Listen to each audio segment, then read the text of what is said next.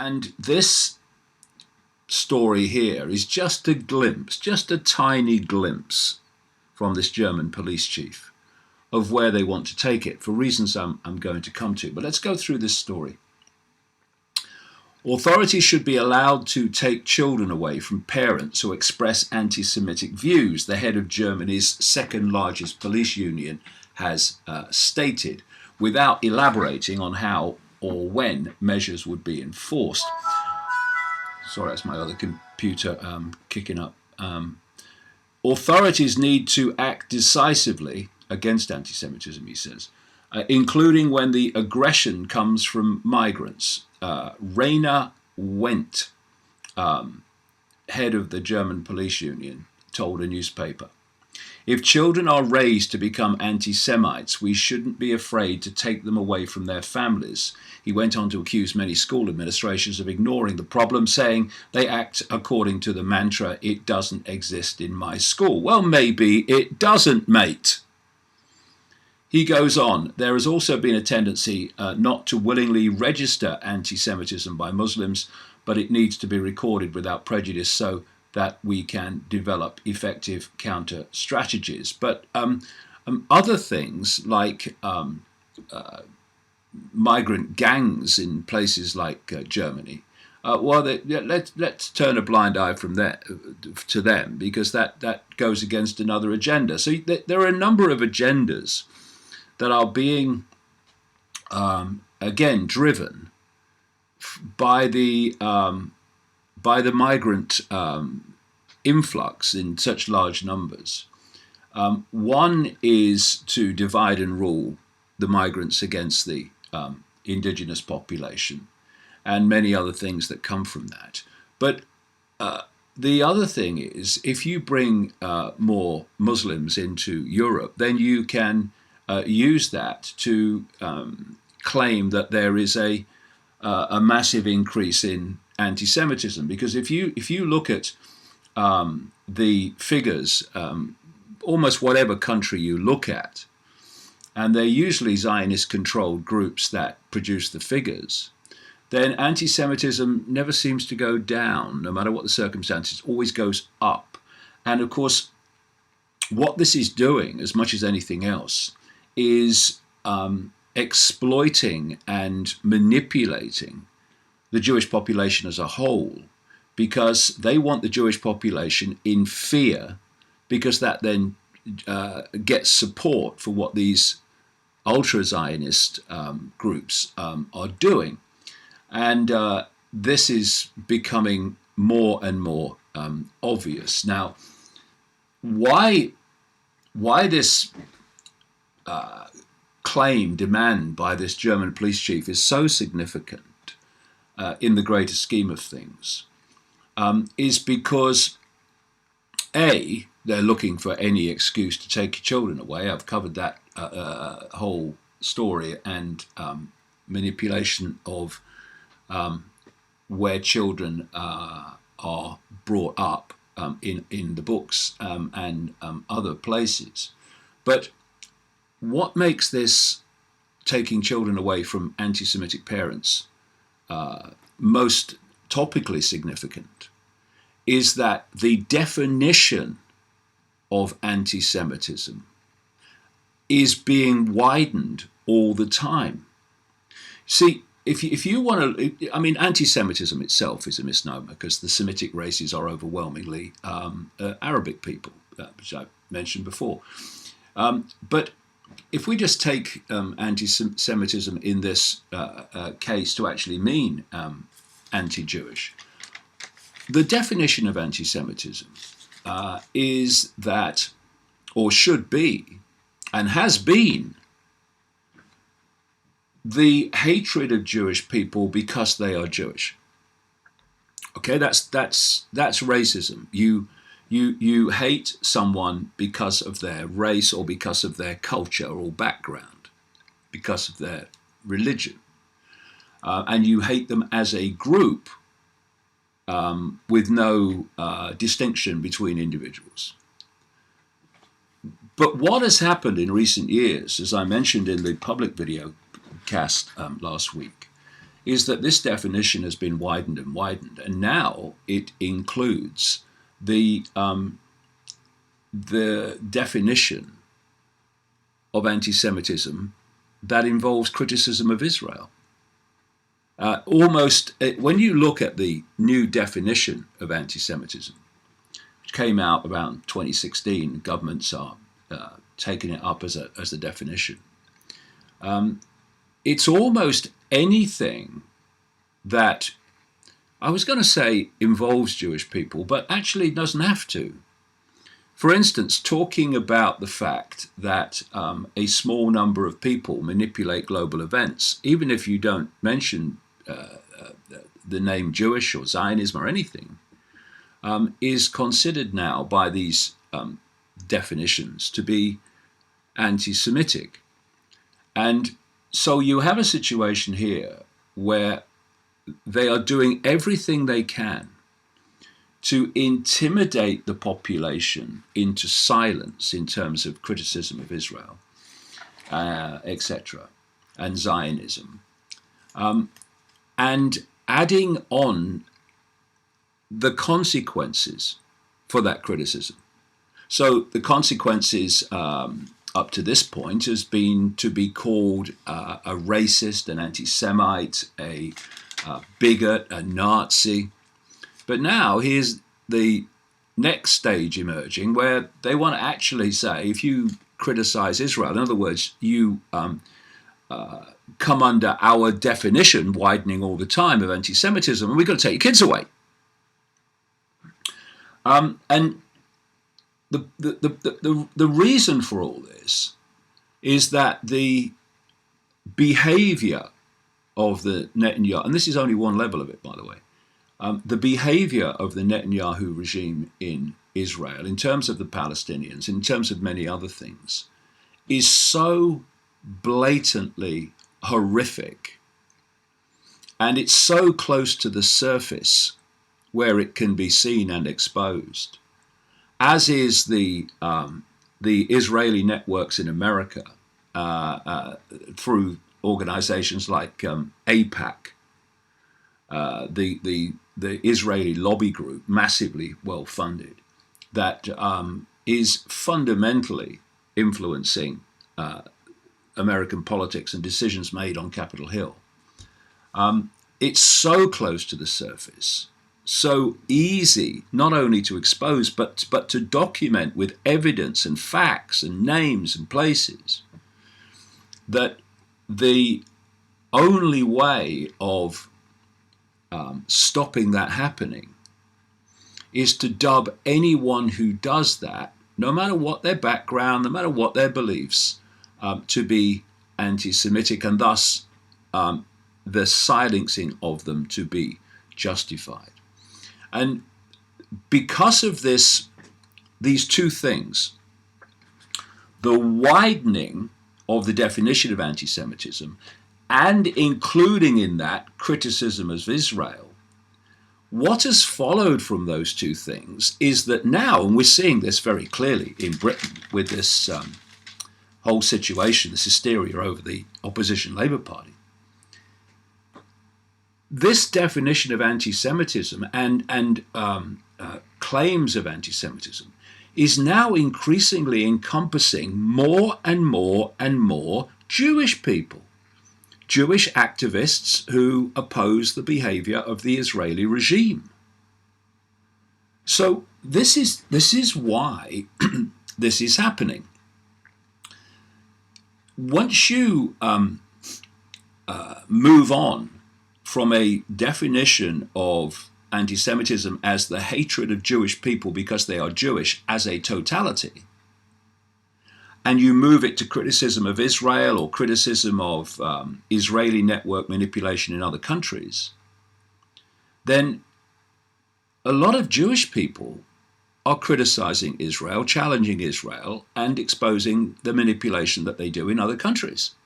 So now all these Jewish people are being bizarrely dubbed anti-Semites because of their views on Israel.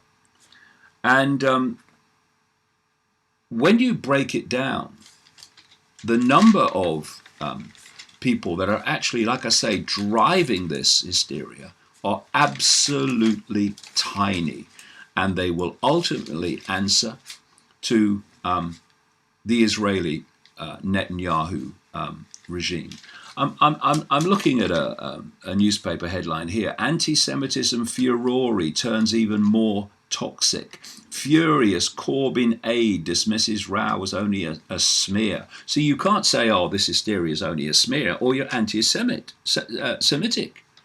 And so one of the, just to put this absolutely in context of what I've just been saying, this guy Jeremy Corbyn has been targeted as an anti-Semite or an anti-Semite apologist, and the Passover has just passed, and he spent Passover with a Jewish group.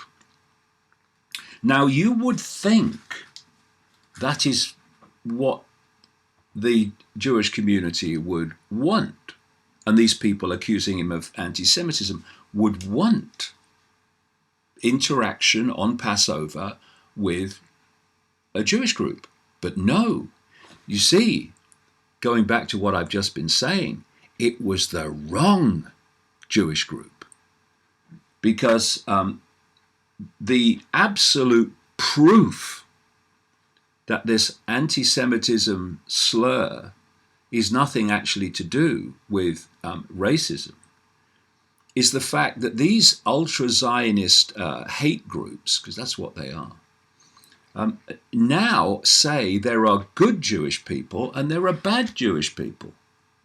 But actually, if it was about race, well, there'd just be Jewish people, wouldn't they? But that's not what it's about, because that's not what is happening.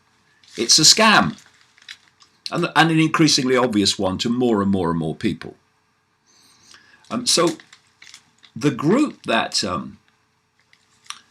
Jeremy Corbyn spent Passover with led to this headline: "How low can you go, Mr. Corbyn? Revealed." Ooh, revelations coming.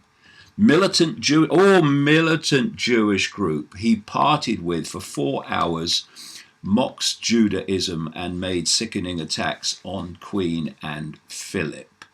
This militant Jewish group, as it's called here, is called Judas, and they are very seriously anti-Israel and anti the Netanyahu regime.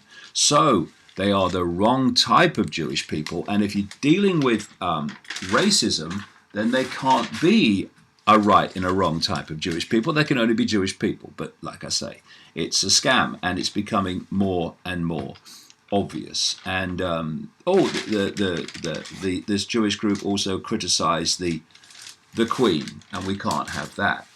And the other great irony about this is that Jeremy Corbyn, for people outside of Britain, was a massive outsider and thought, when he ran for the leadership of the Labour Party, to have absolutely no chance. And but against him were some of the most nondescript people you could ever come across. I was on a television program once with one of them later, after she lost, and I looked at her in action, and I thought, the fact that this lady is a politician and a member of Parliament, never mind she ran for the leadership of the opposition Labour Party, is absolutely terrifying. So they had these bland script-reading politicians against him, and people are sick of that. So that gave Corbyn a lot of support, because he was a bit different to that. He's been pulled into that since, mind, a lot, but he was much further away from it then. But the group that got Corbyn elected and has kept him in power against great opposition within his own party is called Momentum. And Momentum was the creation, and is still controlled today, by someone called John Landsman, along with James Schneider and another guy called Adam Klug. And all three of them are Jewish. But here we have Momentum now criticising Labour's failure to deal with anti-Semitism in the party. The group, set up by Jeremy Corbyn supporters, warned the issue was more widespread than thought, and complaints had not been dealt with sufficient decisive, swift and transparent manner. So what you have here now is the Labour Party being targeted by these ultra-Zionist hate groups, and also now being targeted by this Momentum group in terms of anti-Semitism that was set up by this Landsman, Schneider and Klug. And, you know, I see great parallels here between what happened to Trump and what has happened to Trump. You see, I mean, I'm no supporter of Trump. Anyone's got to see what I've written and said about Trump from pretty much the time he started running for the nomination in the Republican Party, never mind even running for the presidency. But one part of him, I think, genuinely would like to make some coming together with Russia. So the moment, and virtually everything else that he wants is the agenda anyway, of those that control him and controlled Obama and controlled Bush. But I think on Russia, he genuinely, in his, I guess, at one level, naivety, wanted a coming together with Russia and Putin. So what they did was start immediately, he won the election, to bring in the big Russian scare hoax, and to so take it to levels of ludicrous, again, hysteria, that Trump would find it very, very difficult to start trying to get any accommodation with Russia because of the, see, look, he's Putin's puppet and all that stuff. And it's a technique that's often used. And here we had a party, and certainly in Corbyn, and many, many, many members of the Labour Party, not the members of Parliament, who are just, again, political class puppets, most of them, but the rank and file members have been very loud over the years in their criticism of Israel and its treatment of the Palestinians and its blatant disregard and contempt for international law in terms of what it's doing to Palestinians on that land. So with this sudden massive hysteria about anti-Semitism in the Labour Party, as with Trump and Russia, it makes it very, very much more difficult and unlikely that there will be a lot of criticism of Israel and what it does in the midst of all this. And I've been saying for some time that what is planned in relation to Israel is so horrific and will put Israel so much in front of public attention that they are, as one of my old football managers said, get your retaliation in early, or get your retaliation in first. That was what he said. And so the ground is being prepared here to block criticism of Israel on the basis of it being anti-Semitic. And as the days pass, it becomes more and more obvious that that is what is going on.